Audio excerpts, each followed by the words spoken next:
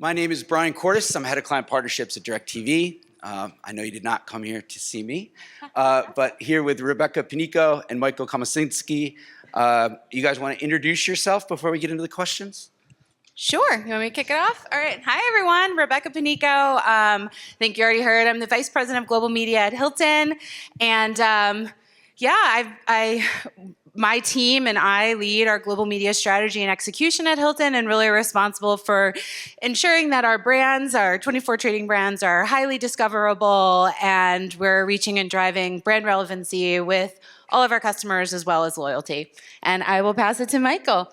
Thank you, Rebecca. Hey, I'm Michael Komasinski. I'm the CEO of dentsu for the Americas, and I'm also the group president for our data and technology group. We've worked with Hilton for a long time. So it's great to be on stage with Rebecca. They're a wonderful client. We've got a pretty expansive relationship across media and creative, and they're a real pleasure to work with them. We'll unpack some of that here with a few of Brian's questions. So Hilton is a brand that we all know and I hope so. and love. Many of us are probably staying at a Hilton property this week. I hope so. Yep. It's a brand that also is over 100 years old. I was looking at, which I also looked up. Las Vegas is only a little bit older than that. So basically everything you see here, Hilton is about just as old, in a good way. But you want to, how have you stayed agile in your approach? How have you continued to evolve over the years? Yeah, I mean, I think it's such a big question, but yes, we were founded over 105 years ago by Conrad Hilton. And I'd say the way we stay agile as a company is really, you have to look back at our founder and his mission for the company. And Conrad Hilton's mission was to spread the light and warmth of hospitality. And he felt that hospitality is at the center and core of driving connection and world peace, ultimately, because we know when we experience new cultures, we expand our aperture for, people and places and cultures that are different from our own. And by doing that, you're spreading that with you as you go on to the next locations and destinations that you're visiting. So everything that we do at Hilton is highly grounded in that mission and vision for our organization. And so when we have that really clear North Star, it's very easy to be agile. Obviously, since 105 years ago, the world has completely changed. The way people consume media has obviously completely changed. We've gone through several eras of media consumption, media patterns. And really, by being grounded in this vision, our approach is to fail fast, iterate, learn, try new things.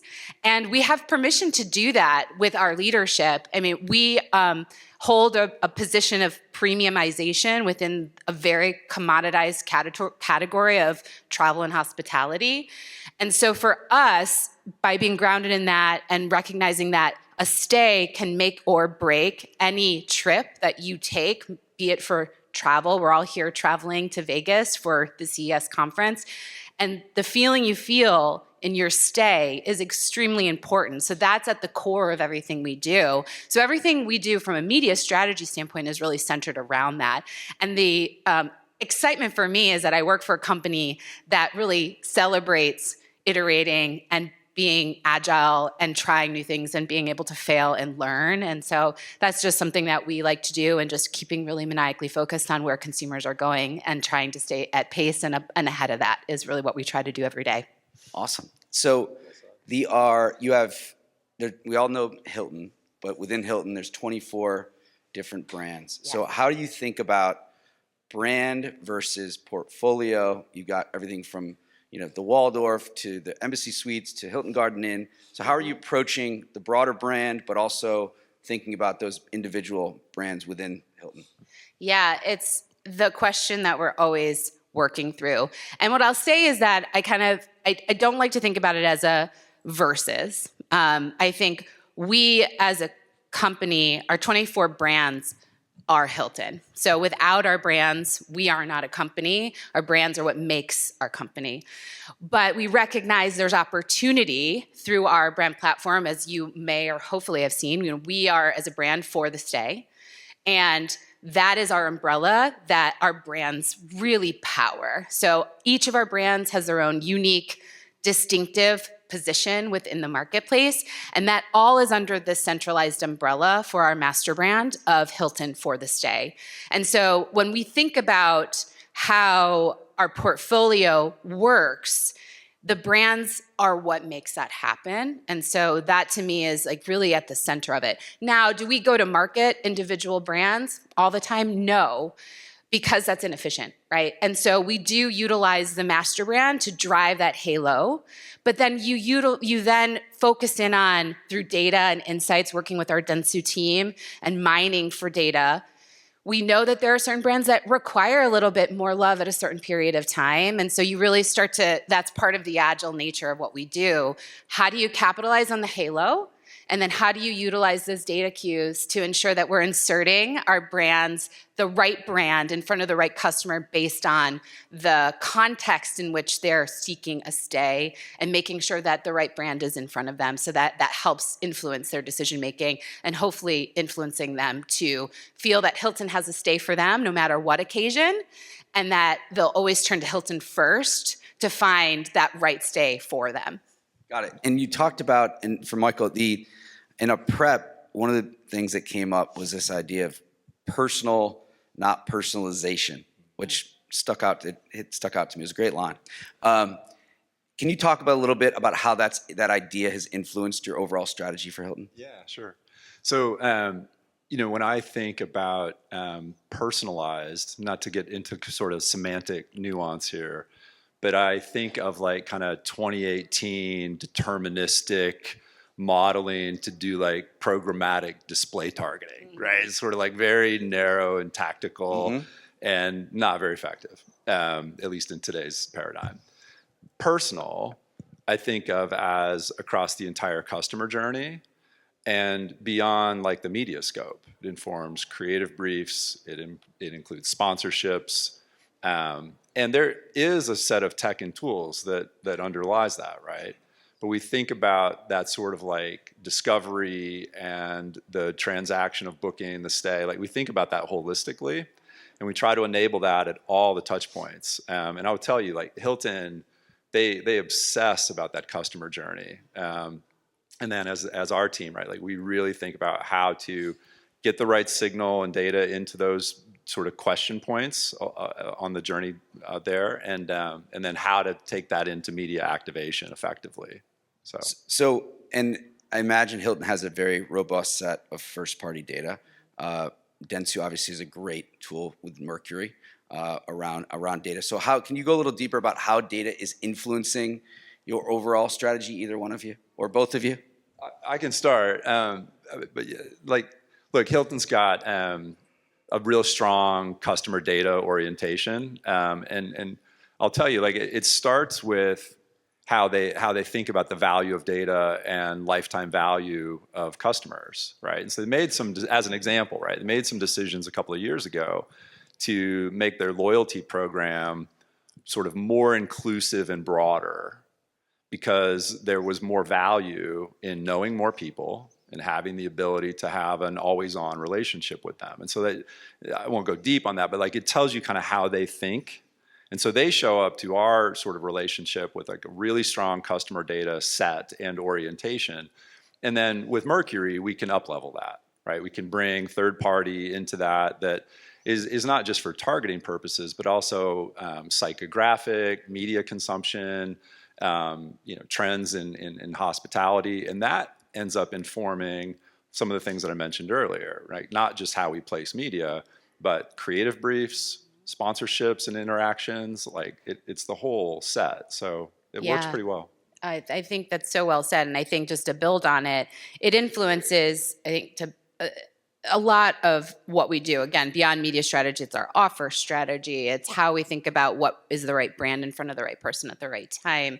And I think it's also, our Hilton Honors loyalty program is the glue that keeps it all together. So you talked about the portfolio of brands. Like Hilton Honors is that glue. And what Mercury and the dentsu team and the insights we're able to mine, utilizing our first-party data as a foundation, it helps us really understand within that and create better understanding and where there's maybe opportunity for greater lifetime value in the future. So we know who our loyal everyday power honors members and guests are, but how do we start to see where the blind spots or the white spots are in the world so that we can start to find and acquire those new customers and bring them into our Hilton Honors portfolio and have them experience the variety of brands that we have to offer, and then create that relationship for the future, and then so on and so on, and it becomes a snowball effect. At least that's what we hope. So you're using it from a, I guess, retention, but also acquisition perspective. And how much of your focus is moving into that? I mean, how do you balance the two of those? Especially from a media perspective, is most of your strategy to, you feel like you have the loyalty people, they're going to stay with you anyways, not stay with you anyways. That's I wish people actually were like that. But you know what I mean? Like, is that where? But so is it most of trying to get them into the loyalty, and then once you have them, there's all various ways you can talk to them, right? Yeah, I mean, to Michael's point, we really think about them in the customer journey. But I think, if it was that easy, then I think that'd be amazing.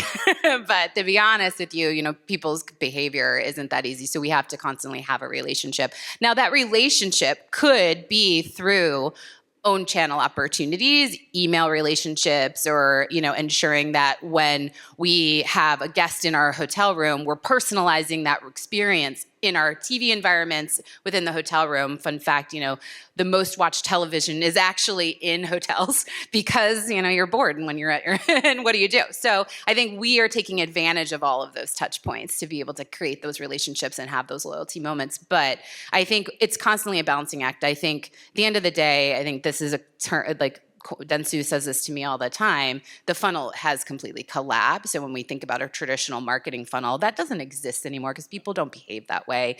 And so we work very closely across all of our execution teams to make sure we understand baton passes between a touch point in a connected TV environment versus then a digital display ad. And then how do you make sure from a personal perspective, you're not just being lazy with the way your creative activation is within that. And that's where data, personal understanding, and context all comes together in my mind. Got it. So, Michael, so we know that media is obviously evolving quickly. How are you seeing the role of traditional linear television within the Hilton plan? This is for both of you too. Yeah. But then how are you balancing that with obviously the newer digital streaming platforms? Like, how are you looking at it overall? Yeah, sure.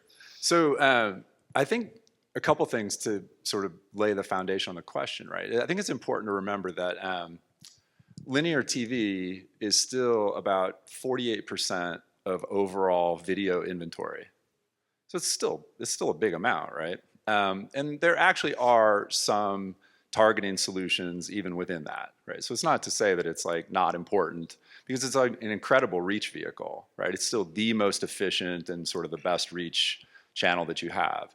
So I think it's super useful in the brand portfolio approach that Rebecca was describing, because when we want to talk about building, the equity around for the stay, it's a really efficient way to do that. Now, as you build a holistic media plan, right, you want to sort of build that audience across the top for that brand messaging, and then sort of think about how that audience then breaks down into your CTV providers, right? And you're going to look at audience overlap and or sort of niche segments that you want, because you can do more as you go into those CTV channels, right? You can do more adaptive creative, you're going to get better signal back, and things that then lead into the performance channels that Rebecca was just talking about. So we kind of think about that whole stack. But linear is an important part of it, and it goes back to some of the sponsorships that they're doing around live events, like with F1. So you can kind of see it's like a very holistic way of thinking about it. And just because linear is declining or it's not sort of like technologically like advanced, it doesn't matter. Like it has a place and role in this type of a holistic planning process, and I think Hilton just embraces that. Yeah, and certainly, obviously, addressable TV allows for a lot of those capabilities as well. And then, do you think about? I mean, one of the things that we think about a lot is this idea of ad-supported, right? So a lot of those streaming platforms, while there's viewership moving there, are not ad-supported. And then you've got the freer versions that are, but there's a different audience watching that. Like, how are you thinking about? I mean, is that something that you guys are thinking about, ad-supported versus non? And and the audiences that are, but I think that would be 100%. interesting to hear about. Yeah, I guess I can start and fill in. I think obviously we do want to look at the addressable universe that's ad supported versus not ad supported, and I think then that's when you start to think about how you strategically think about placing your brand within integrated programming versus as an ad. And I think how do you layer your strategy of ad-like objects versus just straight branding which is integrated. But I think at the end of the day, the backdrop of all of this is that ultimately people want to have shared live experiences. And they're going to find those live experiences wherever they're being offered, be it ad-supported or not. And I think at the end of the day, we're also able to find people in ad-supported areas with our ad-like objects. But I think what we're trying to really think through for Hilton is how does Hilton play a role within that live shared experience and be a character in that experience to our potential guests and travelers of the future. And that's what's really at the core of what we're trying to do. And I think whatever the surface that's in, I mean, there's obviously a reason why Netflix has Christmas Day NFL games, because they know the power of live. And that's an ad-supported product in a non-ad-supported platform, right? And so there's those opportunities are coming up. And I think what Hilton is trying to do is really be a part of that cultural conversation, be a part of those moments so that we can, drive that brand relevancy and do cool shit at the end of the day, you know? Speaking Excuse my language. No, speaking of cool shit, I think that we're talking about, targeting and data, but there's also the contextual, there's IP alignment, and you have done some very cool things with that as well. I was reading about the Wicked integration in the Hilton in New York that has like a yellow brick road on the carpet. Yeah. Can you talk a little bit about that as well as, and then also, Mike, if you want to talk about the F1 stuff too, like that's all really, really interesting stuff that you're doing. Yeah, I mean, I think from a partnerships perspective, I think shared IP is very important, and I think really tapping into cultural moments like Wicked. We also have done partnerships with Hallmark and did a countdown to Christmas Hallmark suite here actually at Resorts World, the Hilton Hotels and Resorts World.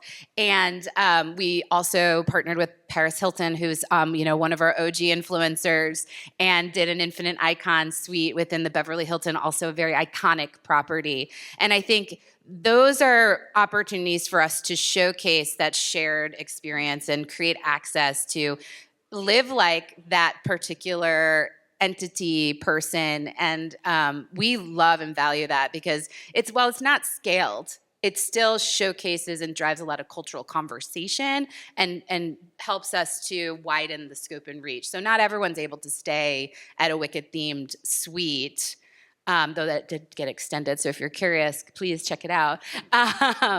It does allow for the broader population of the world to say like, oh, Hilton's partnering with Wicked. I love Wicked. That means maybe Hilton's a brand for me. I should check it out and see what type of brands they have available to us. And I think that's how we approach all of our partnerships. F1, McLaren has been a long-standing partner of us, ours born out of our EMEA relationships. We are the official hotel of the Big Ten Big Ten Conference. So, it's really about what are those moments of travel for music, travel for sports. If you all have children who are in sports leagues, we're all traveling all the time. So it's really not about diverting away from what we do as a core. We're a hotel room where you stay, and we want to make that experience. We want to make sure the space we're providing you is best in class. The experience you have when you're on our property is the experience that you want, and that we create a frictionless experience for you through our technology. That is the ethos of what we do, and we're at the center of that, and our partnerships help us amplify that in the social conversation. Look, I'll just sort of reemphasize the point you made towards the end. It's all about the insight of what are the sort of occasions that create the need for stays, right? And so travel for massive fandom, right, around F1 or going to Broadway shows like Wicked, things like that, right? It's just a really fundamental insight, and just more for the audience. Like if you don't think about like media planning for hospitality clients, like that's the sort of core of that. And then the nice thing that we've sort of touched on 2 or 3 times across the questions here is that creates like owned content that transcends, like CTV channels, right, that are ad free, right? It creates like opportunities to amplify that, and so it's a really nice cycle the way that works across the whole media plan. So it's not just for those folks, although there's significant volume that comes from these sort of travel fandom segments that we identify. Yeah, no, I'm in it now. I go to lacrosse tournaments all the time. Yeah. It's like, wait, yeah, too many hotels. But so how does a deal like The Wicked, how does that partnership, is that something you've been working on for like a year plus, or is that, because were you there when they were starting to think about the movie? You got aligned, or how does that work?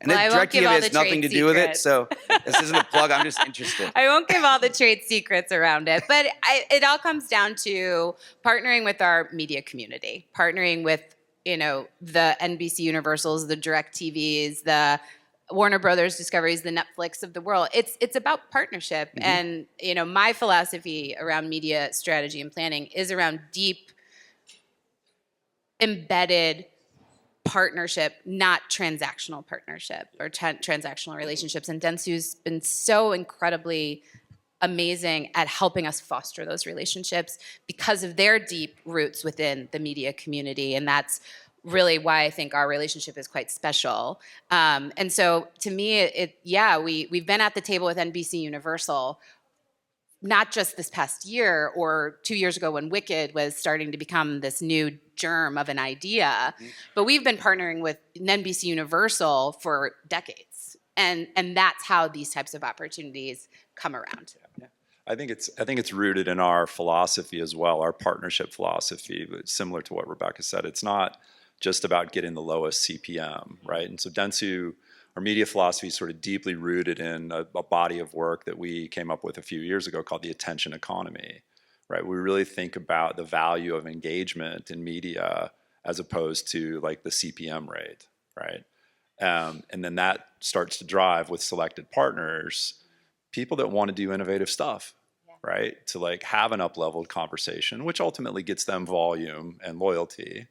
But that's how we think about the partners that we bring around this business. People that want to do cool stuff have the ability to think that way. Certainly, we try to get efficient rates and execution, but you definitely can get a better return on your spend when you're doing those sort of like enhanced programs. Yeah. So this is CES, of course. What have you seen this week?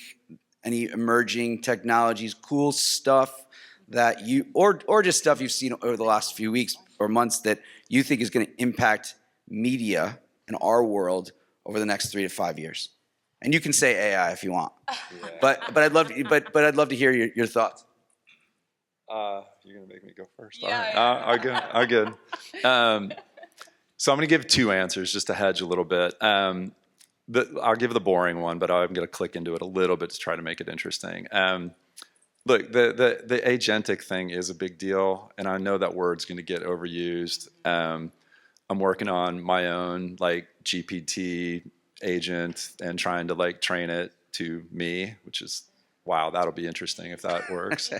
But as those tools start to have contextual awareness and persistent memory, I actually think it really unlocks like a much more powerful assistant set of use cases, and I'm excited about that. And I think it's powerful because when you can start to transform the way you do your individual job at any level that you're at, I mean, that's a game changer. So I know a lot of people are going to say that this year, but I think it's huge. Now, separately, my other little hedge, I don't get to spend enough time with it, but I do think the health tech track is massive. I wish I was able to spend more time on that personally. It's like somebody with like older parents as an example, right? Like I am excited about the innovation that's happening in that space and the ability to prolong life, quality of life, and things that are like scalable and useful. I'm super passionate about that stuff.